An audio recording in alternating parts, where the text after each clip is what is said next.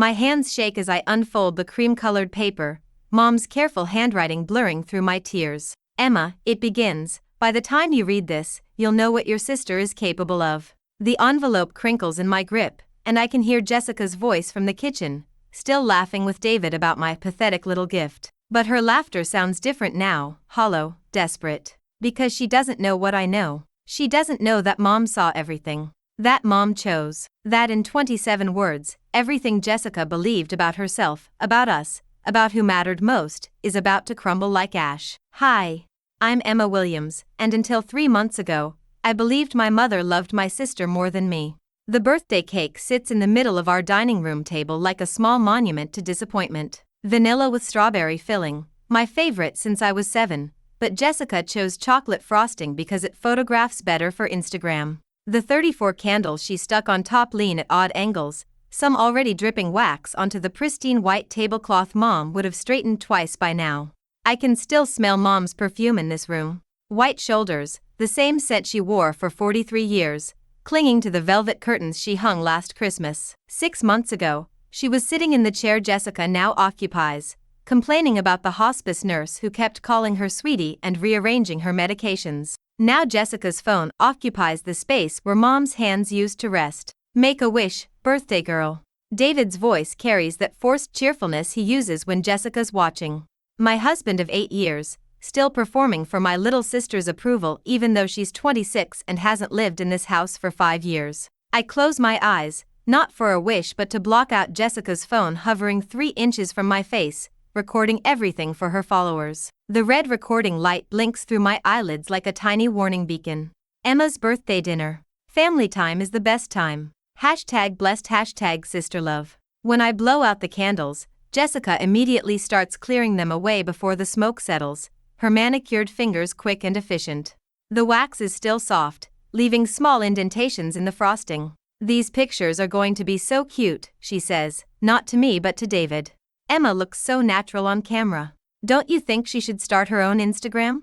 I could help her build a following. The way she says help makes my jaw tighten. Jessica's help always comes with invisible strings attached, and she holds all the ends. When she helped me pick out my wedding dress, I ended up in something that photographed beautifully but made me feel like I was wearing a costume. I think Emma's perfect the way she is. David's response would be sweet if it weren't 3 beats too late, like he had to remember whose side he was supposed to be on. Of course she is. Jessica's laugh tinkles like the wind chimes Mom hung on the back porch. I just meant she has so much to offer.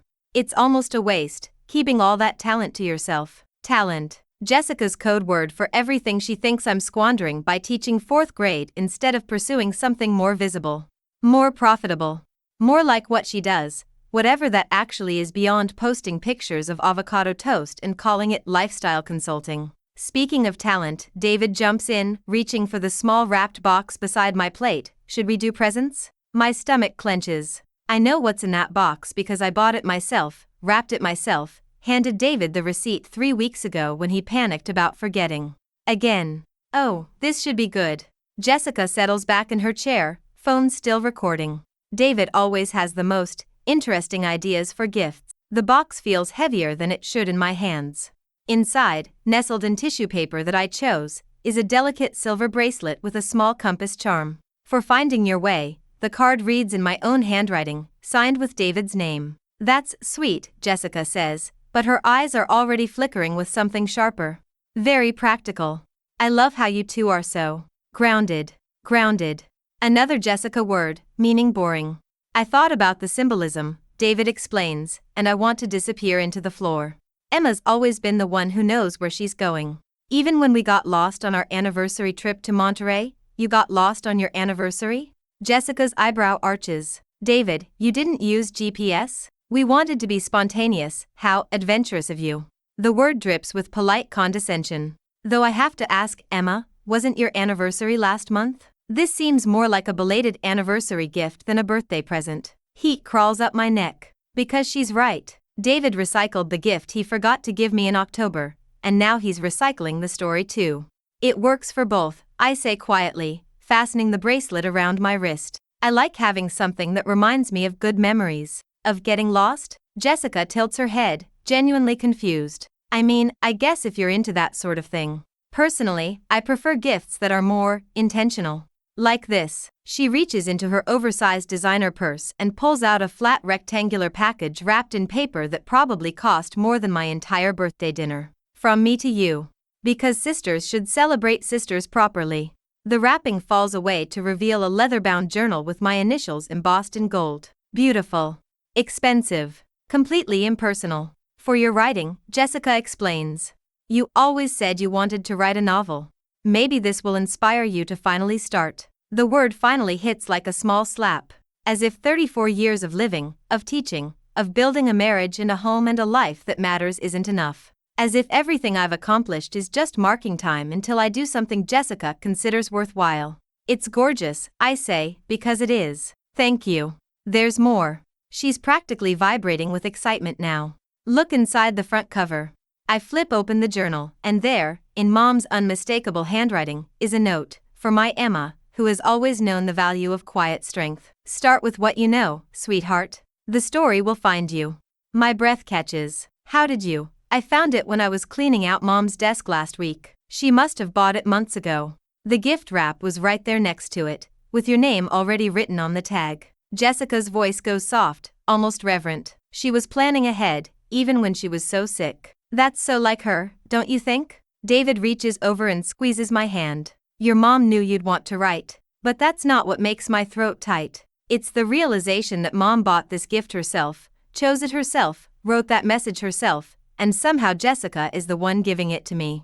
Jessica, who gets credit for Mom's thoughtfulness while I get David's recycled compass. She believed in you so much, Jessica continues, and there's something in her tone I can't quite place. She always said you were the writer in the family. I can't even spell definitely without autocorrect. Self-deprecation from Jessica is like seeing a solar eclipse, rare and somehow ominous. Mom believed in both of us, I say carefully.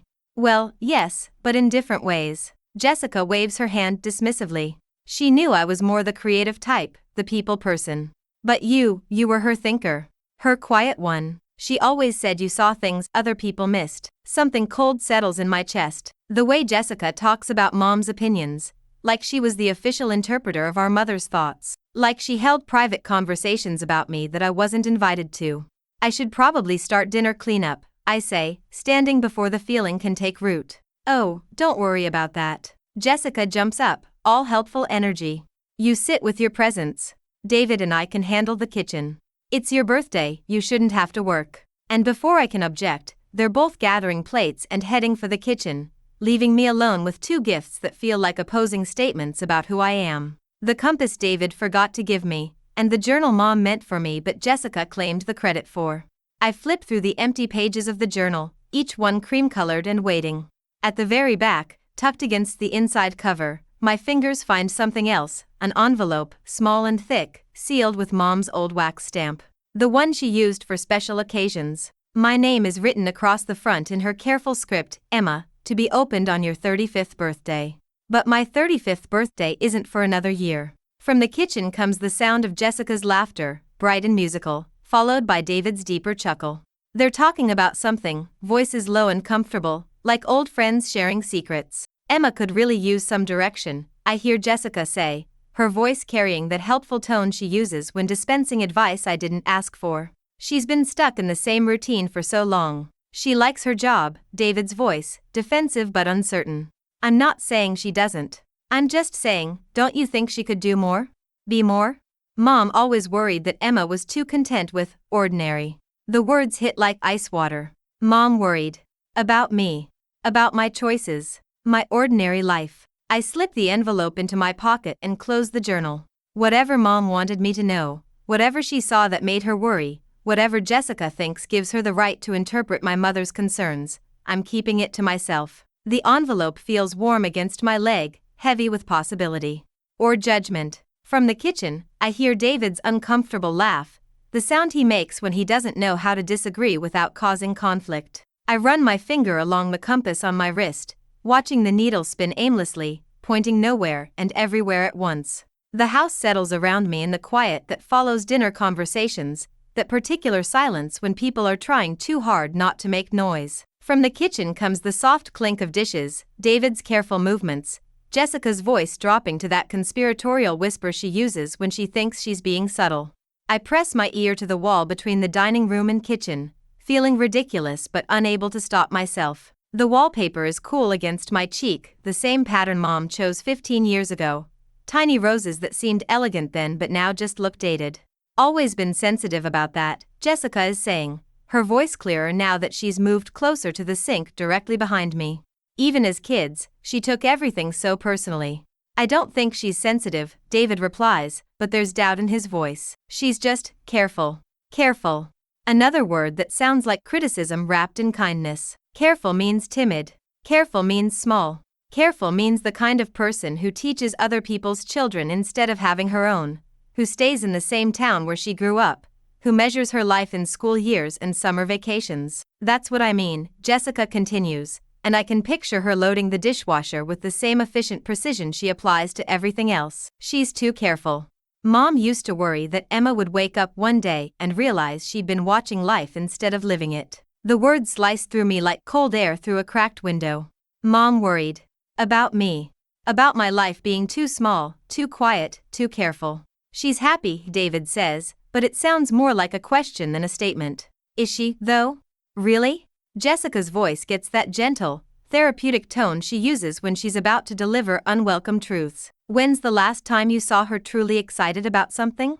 Not content, not satisfied, excited. I want to defend myself, to march into that kitchen and list all the things that make me happy. My students. The way Marcus Rodriguez's face lit up when he finally read a whole chapter without stumbling. The garden I've been planning for next spring. The quiet Sunday mornings David and I spend reading newspapers and drinking coffee that's too strong. But the words stick in my throat because I can't remember the last time I felt the kind of excitement Jessica means. The breathless, possibilities are endless kind. The kind that makes you call people at midnight with ideas. The kind that makes you book flights to places you've never been. She lights up when she talks about her kids, David tries again. Other people's kids, David. Don't you think that says something? The silence stretches long enough that I can hear the refrigerator humming, the distant sound of traffic on Maple Street, the settling of old wood and old walls. We've talked about having kids, David says finally, his voice so low I have to strain to hear it. Talked. For how long now? 3 years? 4? Jessica's voice sharpens slightly. David, she's 34. If she wants children, she needs to decide soon. It's not just her decision, isn't it, though? You've made it pretty clear you're ready. The question is whether Emma will ever be ready for anything that requires her to step outside her comfort zone. My face burns. They've discussed this. David and Jessica have had conversations about my reproductive timeline, my readiness for motherhood, my comfort zone. As if my life is a project they're both invested in managing. I back away from the wall, the envelope in my pocket suddenly feeling like it weighs 10 pounds. My hands shake as I slip into the half bathroom off the hallway, the one Mom always called the powder room even though it's barely big enough for a toilet and sink. Under the harsh fluorescent light, the envelope looks official and ominous. Mom's wax seal catches the light, deep red like dried blood. The paper is thick, expensive, the kind Mom saved for important occasions. Christmas thank you notes to her bridge club. Condolence cards when neighbors died. The letter she wrote to the school board when Mrs. Peterson tried to get me fired for assigning bridge to Terabithia to my 4th graders. My name written in her careful script, Emma, to be opened on your 35th birthday. But sitting here, listening to my sister dissect my life with my husband's apparent agreement, I don't feel like I can wait another year. I don't feel like I can wait another minute. I slip my finger under the seal, feeling it give way with a soft crack. Inside is a single sheet of Mom's good stationery, the cream-colored paper with her initials embossed at the top. Her handwriting is smaller than usual, more cramped, like she was trying to fit too many thoughts into too little space. Emma, if you're reading this, Jessica has given you the journal I bought for your 34th birthday. I'm writing this in March, when the doctors told me we have months, not years, and I'm hoping I have enough time to see you read the words I write for you inside that journal's front cover. But I'm also hoping you'll be curious enough to find this letter before your 35th birthday, because there are things you need to know now, while you still have time to decide what to do with the information. My chest tightens. Mom knew. She knew I would find this letter early, knew I would be curious, knew I would need these words before whatever arbitrary date she'd written on the outside. Jessica doesn't know about this letter. She doesn't know about a lot of things, actually, though she thinks she knows everything. Your sister has many gifts, but seeing people clearly isn't one of them. She sees what she expects to see, what fits her picture of how the world should work. A laugh escapes me, sharp and bitter. Mom saw it too, Jessica's certainty, her need to organize and improve everyone around her. She expects to see you as the careful one, the cautious one, the one who needs guidance. And because you love her, because you want peace in this family, you've let her see exactly that. But I know who you really are, Emma. I know about the short stories you write when you think no one is looking. I know about the acceptance letter from the master's program at Northwestern that you never told anyone about. I know about the job application you filled out for that position in Portland and never submitted. My breath catches. The Northwestern letter. I'd hidden it in my dresser drawer, beneath old sweaters I never wear. The Portland job, teaching at a progressive school with smaller classes and better resources. I'd filled out the application but never hit submit, telling myself I was just exploring options. How did she know? I know because I pay attention, sweetheart. I watch the way your face changes when you think no one is looking. I see you reach for things and then pull your hand back. I see you make yourself smaller so other people can be bigger. Tears blur my vision, making Mom's careful handwriting dance on the page. Jessica loves you, but she doesn't understand you. She thinks being careful means being afraid, but I know better. You're not afraid of taking risks, Emma. You're afraid of disappointing people. You're afraid of wanting something more than what you have and having other people think you're ungrateful. The bathroom feels impossibly small, the walls pressing in. I can hear David laughing at something Jessica said, the sound carrying through the thin door like accusation. But here's what I need you to understand, and why I'm writing this letter instead of saying these words out loud. Jessica isn't the person you think she is. She isn't the person she pretends to be. And the things she's told you about what I wanted for you, what I thought about your choices, those aren't my words, Emma. Those are hers. My heart pounds so hard I can feel it in my throat, in my fingertips, in the envelope shaking in my hands. There's more to say, more you need to know, but not in a letter you might read too soon. The journal isn't just a gift, sweetheart. It's a key. Look for the loose floorboard in my bedroom closet, the one that squeaks when you step on it. Underneath, you'll find a box. Inside that box are letters I wrote but never sent, documents I kept but never shared, and photographs that tell a different story than the one Jessica has been telling. My hands are shaking so hard I can barely read the next lines. I love both my daughters, but I trust only one of them with the truth. I trust you, Emma. I trust you to know what to do with what you find. I trust you to be brave enough to stop being careful. Take care of yourself, sweetheart. And remember, the story you've been told about your life isn't the only story that's true. All my love, Mom. P.S. Your sister doesn't know I hid the box. She never even looked. The letter flutters to the floor as I fumble for the door handle, my legs unsteady. The hallway stretches before me like a tunnel, and at the end of it, Mom's bedroom door stands slightly ajar, exactly the way she left it. From the kitchen, Jessica's voice carries like music. I just want what's best for Emma. I always have. But Mom's words echo louder. Those aren't my words, Emma. Those are hers. I take a step toward Mom's room, then another. The floorboard under the hallway runner creaks, the same sound it's made for 20 years, the sound of coming home. Or the sound of everything I thought I knew about home falling apart. Mom's bedroom door opens with the familiar whisper of wood against carpet, the same sound it made when I was 7 and sneaking in after nightmares, when I was 16 and needed to borrow her earrings for prom, when I was 33 and held her hand through those final weeks when sleep became her only escape from pain. The room still smells like her. White Shoulders perfume and the lavender sachets she kept in her dresser drawers, but underneath that, something fainter, the antiseptic scent of hospital equipment that lived here for those last 2 months. The oxygen tank is gone now, along with the adjustable bed and the rolling table covered with pill bottles, but the indent in the carpet remains where the wheels pressed deep grooves into the fibers. Jessica insisted on having the room professionally cleaned after the funeral, hiring a service that specialized in estate preparation. She said it would help us move forward, help us heal. But standing here now, I realize it might have been about something else entirely. Something about making sure I wouldn't spend too much time in this room, looking too closely at what Mom left behind. The closet door stands open, and inside, Mom's clothes hang in perfect rows, Jessica's work again. Color coordinated, organized by season and occasion, nothing like the comfortable chaos Mom actually preferred. Before the cleaning service, this closet looked like Mom, scarves draped over hangers, shoes scattered on the floor, coat pockets stuffed with tissues and grocery lists, and the reading glasses she was always losing. I kneel on the closet floor, running my hands across the hardwood that extends from the bedroom into this small space. My fingertips find the board Mom mentioned almost immediately. It shifts slightly under pressure, and when I step on it, it produces the faint squeak she described. The sound of secrets hiding in plain sight. The board lifts easily, revealing a space between the floor joists just large enough for a flat wooden box about the size of a photo album. My hands close around smooth cedar, and I lift it free from its hiding place with the reverence of an archaeologist uncovering something precious and fragile. The box is lighter than I expected, but when I open it, the contents feel heavy with possibility and dread. On top, a manila envelope marked Jessica's apartment applications in Mom's handwriting.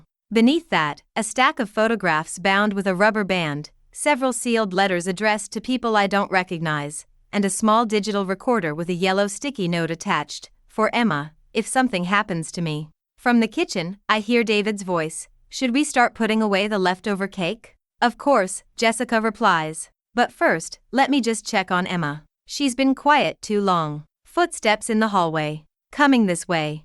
I grab the entire box and slip into Mom's bathroom, locking the door just as Jessica's voice echoes from the bedroom. "Emma?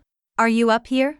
In the bathroom, I call back, surprised by how steady my voice sounds. "Oh, okay. Just wanted to make sure you were feeling all right. You seemed a little overwhelmed downstairs." Overwhelmed. As if my reaction to having my life dissected by my sister and husband was somehow excessive. As if wanting privacy in my own grief was a character flaw that needed managing.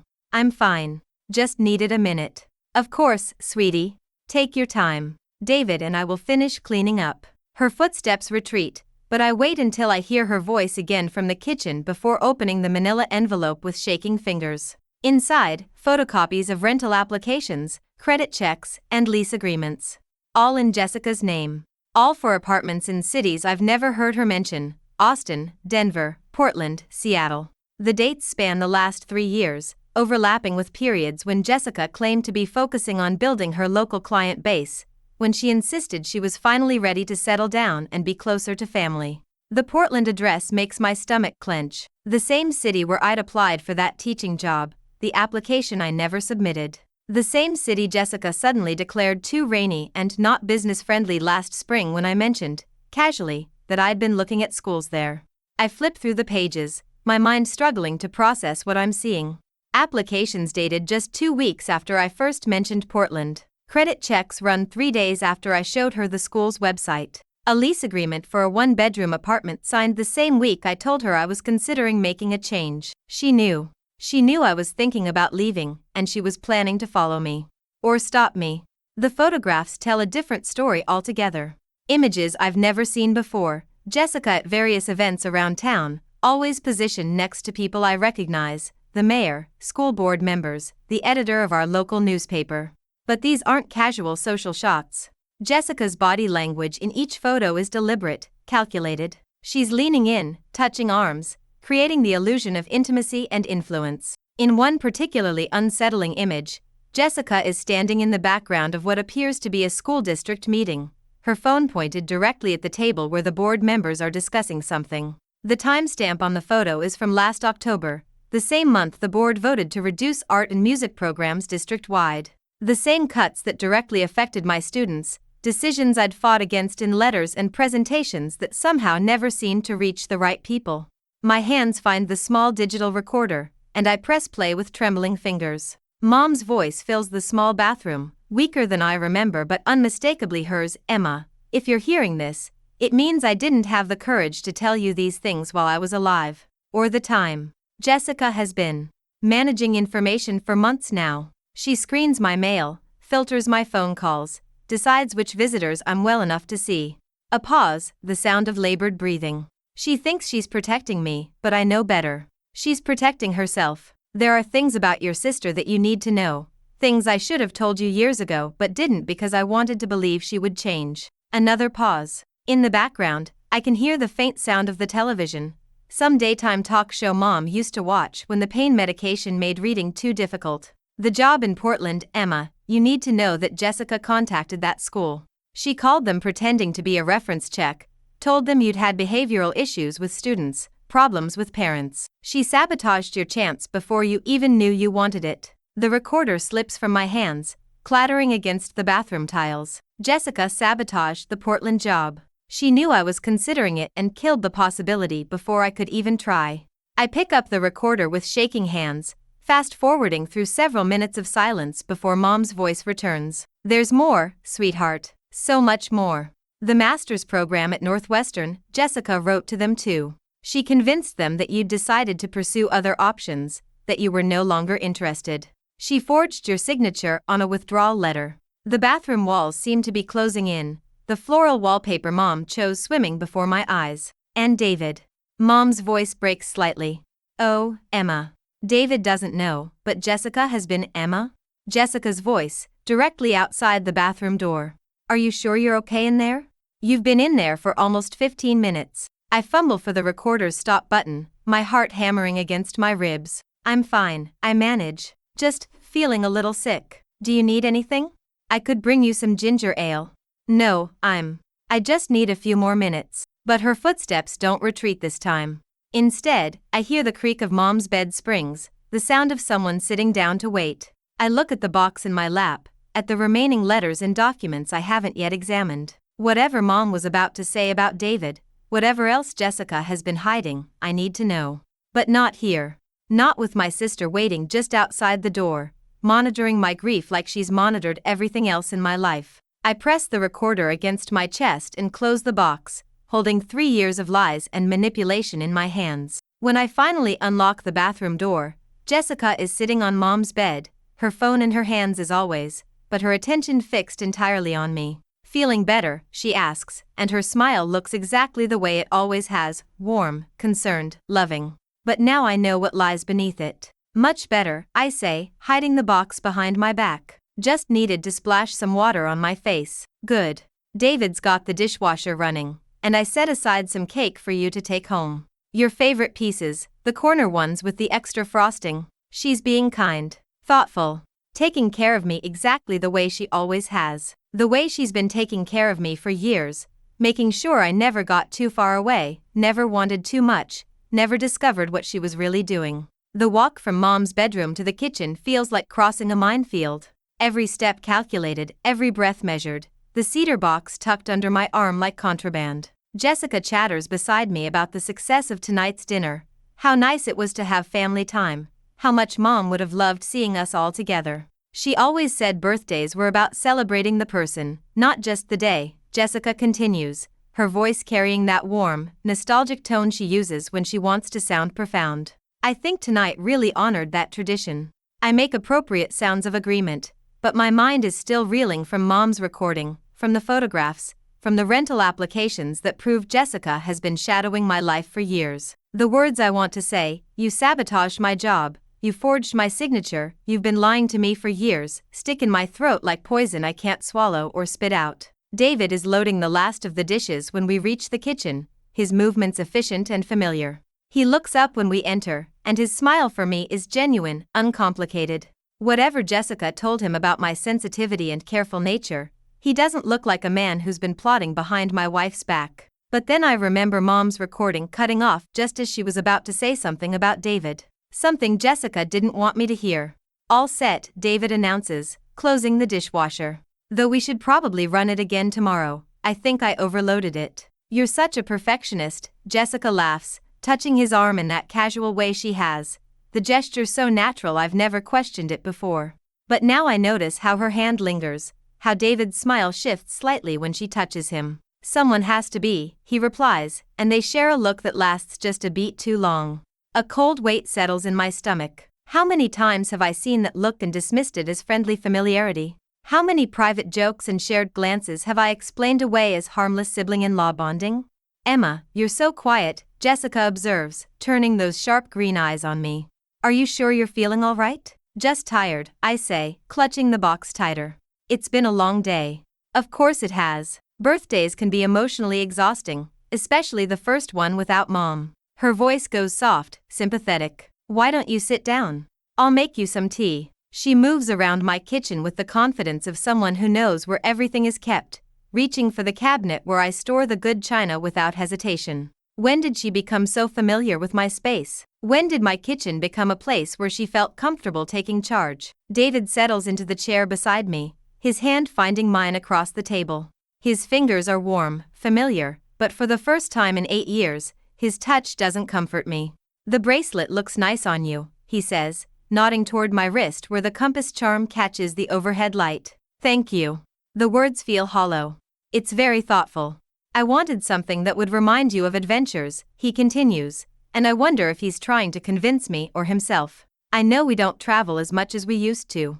We don't travel at all, Jessica corrects from the stove, her tone light but pointed. When's the last time you two went anywhere together?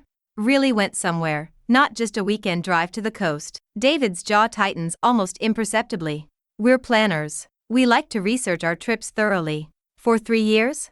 Jessica laughs, but it's not a kind sound. Emma, when David told me you'd been researching that trip to Europe for 3 years, I thought he was joking. My face burns. The Europe trip has been a running conversation between David and me, something we talk about doing but never quite commit to. We have guidebooks and saved articles and a Pinterest board full of ideas, but somehow we never actually book flights. We want to do it right, I say defensively. Of course you do. Jessica brings my tea to the table, her movements graceful and deliberate. But there's something to be said for spontaneity, don't you think? Life is short. She's quoting Mom. Mom used to say that life was too short for overplanning, for waiting for perfect conditions that never come. But hearing it in Jessica's voice feels like theft. Speaking of life being short, Jessica continues, settling into the chair across from me. David and I were talking earlier about your writing. The journal from Mom. My grip tightens on the teacup. What about it? Well, we were thinking, maybe this is the perfect time for you to take a sabbatical. Really focus on your novel. You could use some of Mom's life insurance money, take a year off teaching. I love teaching. We know you do, David jumps in quickly. But Jessica makes a good point about timing. You're not getting any younger, and if you're ever going to seriously pursue writing, the words hang in the air like a challenge. Not getting any younger. As if 34 is ancient, as if I'm running out of time for dreams I'm not even sure I have. Plus, Jessica adds, leaning forward with that earnest expression she wears when she's about to deliver life-changing advice, a break from routine might be good for both of you. Give you some space to figure out what you really want. Space to figure out what I really want. The phrase sounds innocuous, but combined with the rental applications hidden in the box beside me, it takes on a sinister meaning. Jessica wants me to take a break from my job, from my routine, from the life that keeps me grounded here, so she can swoop in and fix everything. Or follow me wherever I go. I haven't thought about a sabbatical, I say carefully. Well, maybe you should, Jessica says. I mean, what's really keeping you here? Your students will be fine with another teacher. The school will manage. And David, she glances at him, something passing between them again. David could probably use some time to figure things out too. The tea tastes bitter on my tongue. Figure what things out? David shifts uncomfortably in his chair. Jessica just meant, we've been in the same pattern for a long time. Maybe some change would be good. What kind of change? The silence stretches long enough that I can hear the dishwasher churning through its cycle, the refrigerator humming, the distant sound of traffic on Maple Street. Normal household sounds that suddenly feel ominous. I think what David's trying to say, Jessica finally speaks, her voice gentle but firm, is that maybe you two have grown in different directions. It happens in marriages. It's not anyone's fault. My heart stops. Grown in different directions. You want different things, David says quietly, not meeting my eyes. I want to travel, to try new things. You want stability, routine. I want kids, you want kids? The words come out sharper than I intended. Since when? Since always, Emma. We've talked about this. We've talked about maybe having kids someday. That's different from wanting them now. Jessica reaches across the table and covers my hand with hers. Emma, sweetie, I think you need to be honest with yourself about what you really want. Do you want children? Do you want marriage? Or have you just been going through the motions because it's what people expect? The question hits like a physical blow. Because she's right, in the cruelest possible way.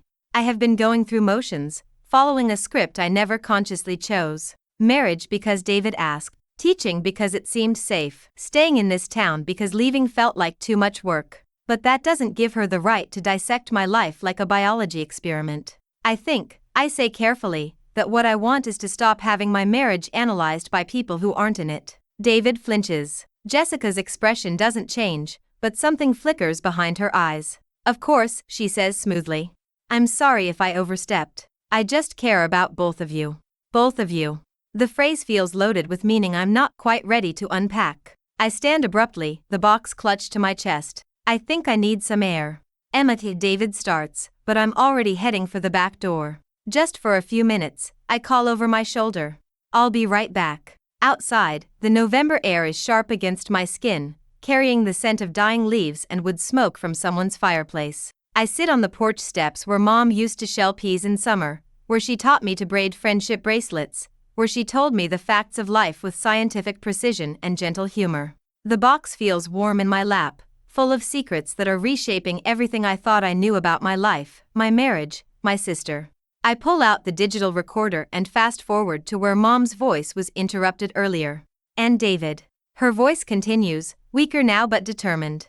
Oh, Emma. David doesn't know, but Jessica has been working on him for months. Planting seeds, making suggestions, convincing him that you're holding him back, that you're afraid of change, that maybe you two want different things. My blood turns to ice. She's very good at making people believe her version of reality, sweetheart. Very good at making them think the doubts she plants are their own thoughts. Through the kitchen window, I can see Jessica and David cleaning up the remaining dinner dishes, their movements synchronized, comfortable. Like they've done this before. Like they've been practicing being a team. I sit on the porch steps for 20 minutes, listening to Mom's recording in its entirety. By the time her voice fades into static, I understand exactly what Jessica has been doing and why. Not just the sabotage, not just the manipulation, but the patient, systematic dismantling of my life so she could rebuild it in her image. The rental applications aren't just about following me. They're about having backup plans, escape routes, ways to maintain control no matter what I choose. If I stayed, she'd stay and keep managing my decisions. If I left, she'd follow and continue the pattern somewhere new. The photographs show her building influence in our small town, positioning herself as someone who matters, someone whose opinions carry weight, someone who could make phone calls and be believed when she told lies about my professional competence. And David. Sweet, loyal David who thinks he's been having his own relationship doubts when really he's been having Jessica's doubts, fed to him so carefully he believes they sprouted from his own mind. But the most damning piece of evidence isn't in the box at all.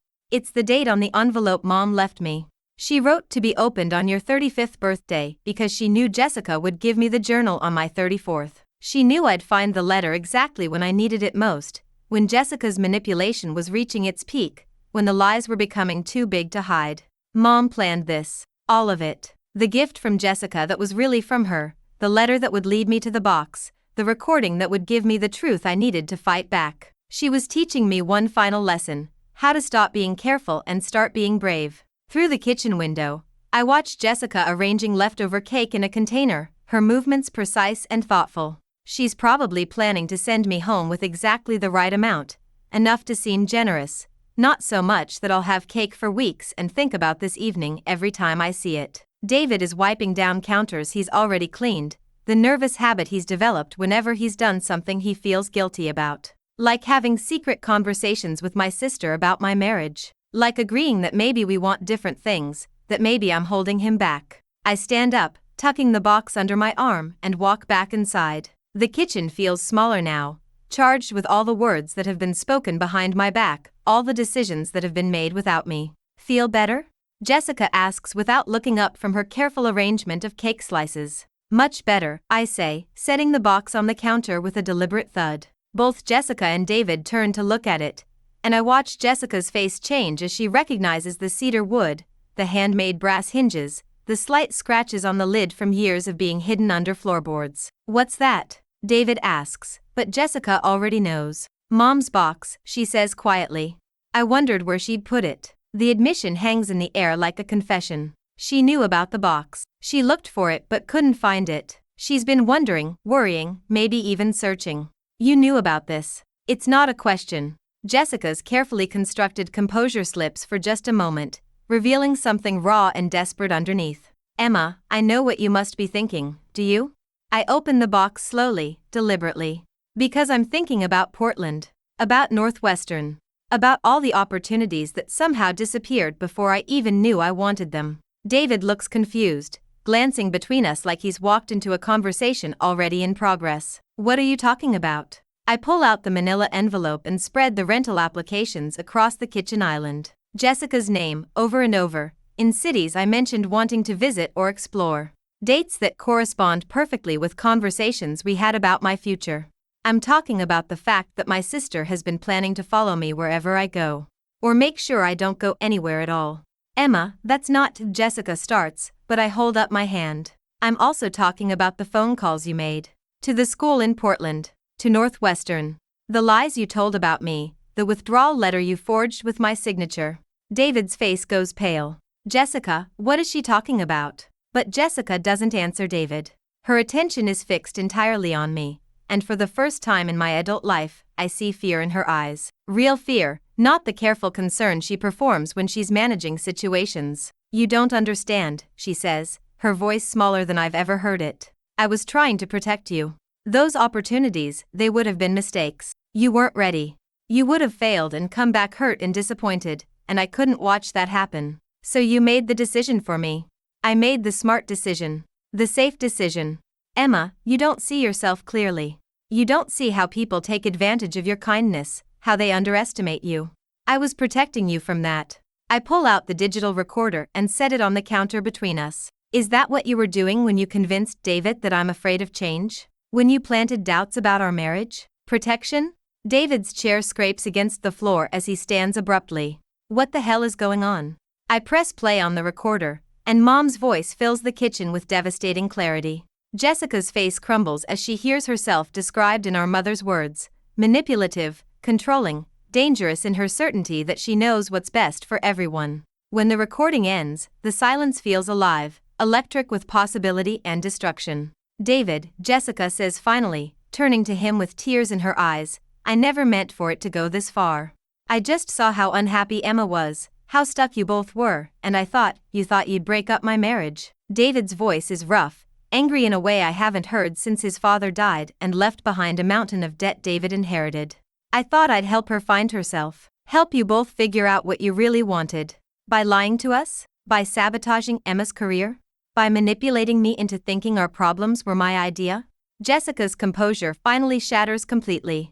Because she never fights for anything. She never wants anything enough to take a risk. She was going to waste her whole life being safe and careful and small, and I couldn't watch her disappear. The words hit like a slap, but for the first time, they don't hurt. Because I finally understand what Mom tried to tell me in her letter. Jessica doesn't see me clearly. She sees her own fears projected onto my life, her own need for control disguised as love. You're right, I say quietly. I have been careful. I have been safe. But that was my choice to make. I close the box and lift it off the counter, holding it against my chest like armor. David, we need to talk. About what we actually want, not what Jessica thinks we should want. About whether we're staying together because we love each other or because leaving feels too complicated. David nods, his eyes not leaving my face. Okay. And Jessica. I turn to my sister, who looks smaller somehow, diminished by the exposure of her carefully constructed reality. You're going to stop. The phone calls, the management, the helpful suggestions about my life. You're going to stop, or you're going to lose me entirely. Emma, please, I'm not finished. My voice is steady, sure. You're also going to call Northwestern and Portland and anyone else you've contacted. You're going to tell them you made a mistake, that you misrepresented me. You're going to try to fix what you broke. And if I don't? I look at her across the kitchen island. This woman who shares my mother's eyes and my father's stubborn chin, who taught me to braid friendship bracelets and helped me practice my multiplication tables, who has been quietly suffocating me with love for years. Then you'll find out what happens when I stop being careful. Jessica stares at me for a long moment, and I see the exact instant she realizes I'm not bluffing. That the sister she thought she knew, compliant, manageable, grateful for guidance, was just a story she told herself. The real Emma, the one Mom saw and trusted with the truth, is standing here holding a box full of evidence and the will to use it. Okay, she whispers. Okay, I'll make the calls. David reaches for my free hand, his fingers warm and familiar and uncertain. We have months of conversations ahead of us, maybe years of untangling what's real from what's been suggested. But for the first time in longer than I can remember, those conversations feel like choices we're making instead of paths we're being led down. I look around the kitchen one last time, at the leftover birthday cake, at the compass bracelet still spinning on my wrist, at my sister's careful arrangement of our lives finally revealed as the house of cards it always was. Then I walk toward the door, carrying Mom's box and David's hand and the weight of decisions that are finally, completely mine to make. Outside, the November air tastes like possibility.